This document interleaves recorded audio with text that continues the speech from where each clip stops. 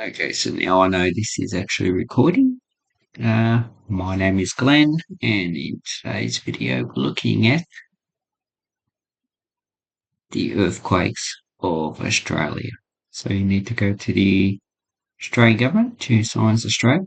They have this beautiful map in which they have earthquakes that have been reported in Australia. And if you want to know where the seismographs of these places are, now, there will be some in the universities around the actual cities, but there's extra ones around Australia. So there's two in Western Australia, one in Queensland. You can find the information here. So here we have Marble Bar, which is, if you click on it, Marble Bar's up here in the Pilbara. So that one is actually in a borehole. So the actual sensor, it's 102 meters down. Elevation of the sensor is 92, so it's elevated above. The elevation of the station is another close to 200 meters above ground. Okay, then you've got the coordinates, you've got the geology. So it doesn't have anything about the actual geology, just the actual borehole. But you can actually find out what the actual geology of the surface is if you go and look at it on geologic map. Okay, the other one in Western Australia. So this is it's on Precambrian Shield. It's 100 meters above ground. Elevation is since 265. Okay, it's on the Yilgarn block. It consists of granite and granite gneiss. The age of the granite is 2.5 billion years old, so it's quite nice. So it's pretty much a stable craton. The site southeast corner of the block, 230 kilometers from the southern boundary coast and 130 kilometers from the western boundary, which is the Darling Fault. The site is 150 kilometers from the west coast. Okay, it's also in the borehole. Okay, so yeah, so that's probably down underneath the ground. So anyway, and the other one we have in Queensland, it's on a granodiorite batholith. Seismometers are in an old gold mine, which is 70 meters from the entrance. Temperature and humidity are stable. Now you're probably wondering what's a granodiorite got to do with the gold? Well, basically, granodiorite would be fractured. It also will be breaking down, weathering, because it's not stable at the surface. It's formed deep underground, which is more stable, but now the pressure, the temperature's been taken off. It's not as stable.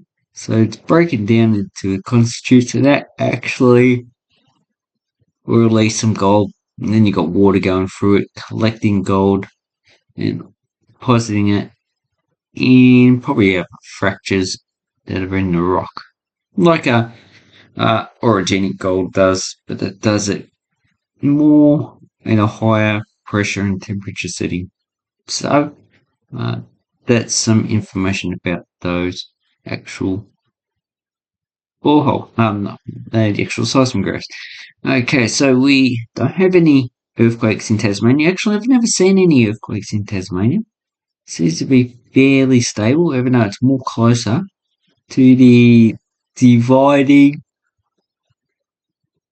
so the oceanic ridge, which looks like it comes here, and it's probably somewhere around here. We do have a convergent plate boundary here. This is subduction, and this is collision, which goes through New Zealand. So if we go down, it looks like a bit hard to tell on this photo, so this is probably it here. So the divergent plate boundary, and this is unknown, so it's probably got a lot of sediment on it. And then it picks up here, so it's quite clear in this area. So you've got the divergent plate boundary there, and here's a transform boundary, so that's where it's sliding past. And divergent and then transform, for the most part, occur together, because they're pretty much offset, which I don't have information of why these are actually offset. It may be something for the future. Anyway, so the Australian continental plate joins India, and probably this is the former transform plate boundary here, or even because they come from different parts of Gondwana, which was connected to Antarctica, they probably were sutured sometime in the past. Okay, so Australia is pretty stable. So we have 3 earthquakes in New South Wales, one north of Canberra, and you can go down, you can actually see where it is. So this is next to the highway. It is 5 kilometres deep, so it's quite shallow. It's only 2.6, which is pretty low, and it's on the 10. So basically, that could be just local stresses on the rock. So as this material is being weathered, obviously there will be some rebound. So that could be it, just a crustal that's actually rebounding. Also, our alteration of the actual place, so there's a lot less plant matter. So that could also have a bearing on the actual rock. And also the construction, but I don't see that much construction there. Okay, then we have another one in Newcastle. So in 1989, Newcastle did have a real bad earthquake that killed quite a few people. But this one is, once again, it's just on farmland. So, and it is also 5 kilometres deep and 2.3, so the same as the one near Canberra. Then we have another one, another 5 kilometres, 2.8. But this one is at a mine site. So that could be because they're actually stripping overburden on here. They're also placing dams, so this would actually increase the pressure on the actual underlying geology, and this will decrease it. So there will be some type of rebound here and subsidence there to become more equal. So that could be what is causing that.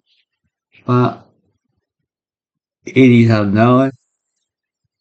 But here's to get educated guess, and these are Ravensworth State Forest with a few dams in place. So anyway, so they're the ones in New South Wales, not really going to cause that much damage. Okay, then we have one in South Australia. So this one's 2.2, 8 kilometres, and apparently 8 people found it, probably a lot more, but I didn't know. This one's also in farmland, so you can actually see the farm. You can see the farmer waving to you. And that one, so here we have the mountain range, with a smaller mountain range to the east. So this is pretty much like a valley. So that is probably just pretty much just normal earthquake activity. Okay, but the rest are in Western Australia. So on the 14th, we had 2.75 kilometres depth. So all of these 5 kilometres depth is just natural change in the elevation. So most of this is actually getting eroded. So this is probably something to do with rebound. That's just a guesstimate from me. Probably this is all just farmland again. So and then we have a nature reserve. Okay, so more northeast of Perth. You have another small one, 2.3, 3 kilometres. So this is pretty much the same deduction that I've got. So pretty much that one is okay. They haven't cleared the forest on that, which is pretty good. Looks like we've got some more forest up there. So these are the things that I'm more interested in. And as you can see, you got all this forest right here. If you keep that for 10 to 100,000 years, all of these animals that are in here will probably be, because they're cut off from each other, become endemic, but I would say they're not viable. Even the plants would actually start to change genetically. Okay, so what we have up north, we have up in the Kimberleys, we have a 3.2 at 10 kilometres. And this is in a dry region, but there is a lot of mining activity around here. Up north, probably not this part, but you can see the actual place is actually fairly dry. So this is probably just, I would say also crustal rebound. And it could be some stress to do with the actual subduction that's happening here. So the straight's been pushed up. And this will cause stress on both of these plates. And the stress could actually affect the actual continent itself. And then we have another one. What's the closest town here? Which is Coral Bay. Leiden. Is there anything there? I'd say it's probably not. No, it's just a place name. Should be something here. Yeah, not too many people actually live here. Just probably got something to do with mining or whatever. Looks like some mining activity around here. Okay, so where is the earthquake? So we have 3 reported here. They're all shallow. 3.2, 3.1. These reported on the 10%. Really, Australia's nothing to actually worry about. Okay, then you've got stations. So here we have so that's the other station that we saw before. And here we have quite a few stations around Australia. So as you can see, there's a hell of a lot of stations that you can find. Let me see. And as you can see, South Australia, quite a few. And how about New South Wales? So there's a lot more stations than we actually saw in the other one. So you just need 3 to pinpoint. So they'll probably you would use 1, 2, 3 to pinpoint the epicenter of this one. And you just do it based on the actual distance the wave takes to actually get to the actual station. So anyway, hope this helps you with your earthquakes. Not too long a video, but yeah, Australia not really that earthquake intensive, but it's just interesting to see what happens every week.